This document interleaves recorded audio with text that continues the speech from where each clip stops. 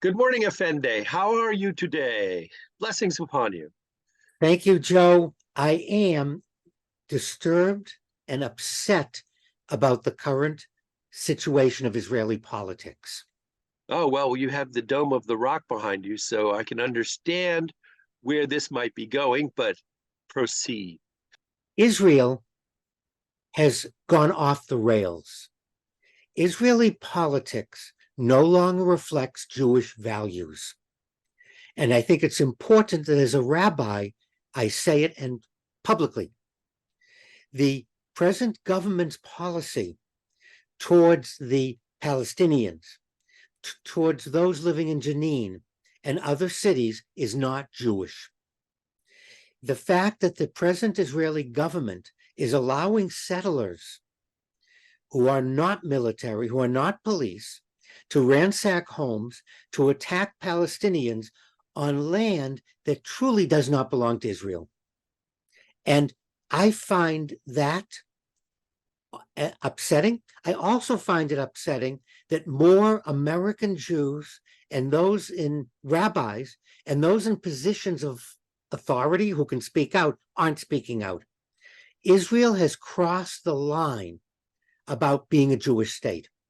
They have turned over policy and the government to Haredi, the ultra-Orthodox, and they do not represent world Jews, world Jewry.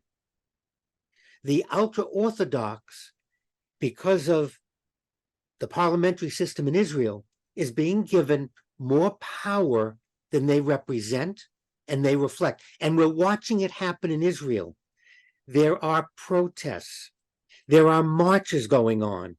So this is not just a matter of an American Jew pointing a finger, which is one of the things Israel always falls back on. Well, you don't live in Israel, so you shouldn't say anything about our country. Wrong.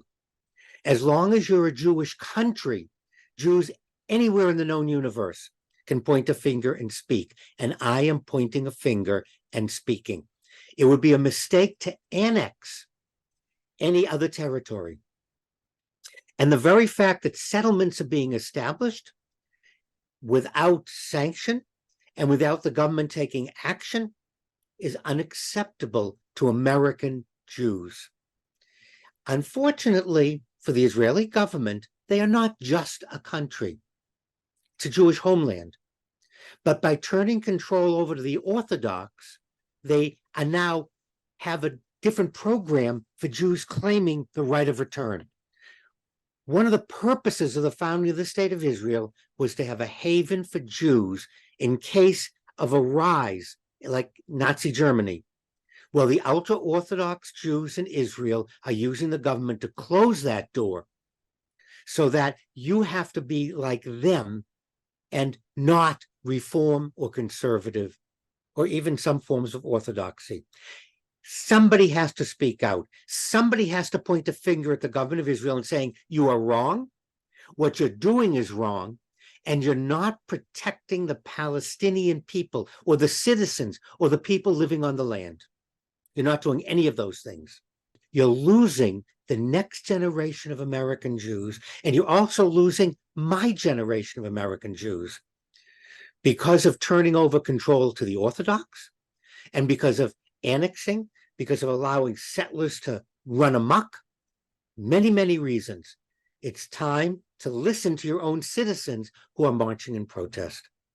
Isn't part of the problem that most of the funds going to Israel are not coming from private citizens, but from the United States government?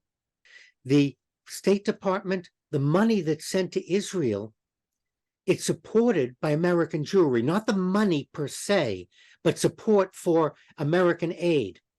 And if American Jews turn to our politicians and say, turn off the spigot, we don't want the money to go there anymore.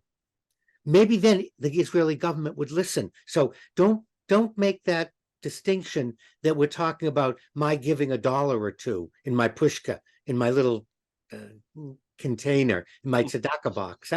Don't look at it that way. It's the money coming from Congress, and our politicians look towards the voters, the American people. And if the American Jews are alienated from Israel and say to our politicians, this is not good, not what they're doing, Israel's going to be in big trouble.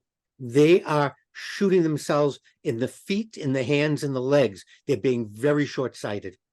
To think that American Jewish support is a blank check. That's my message for Israel.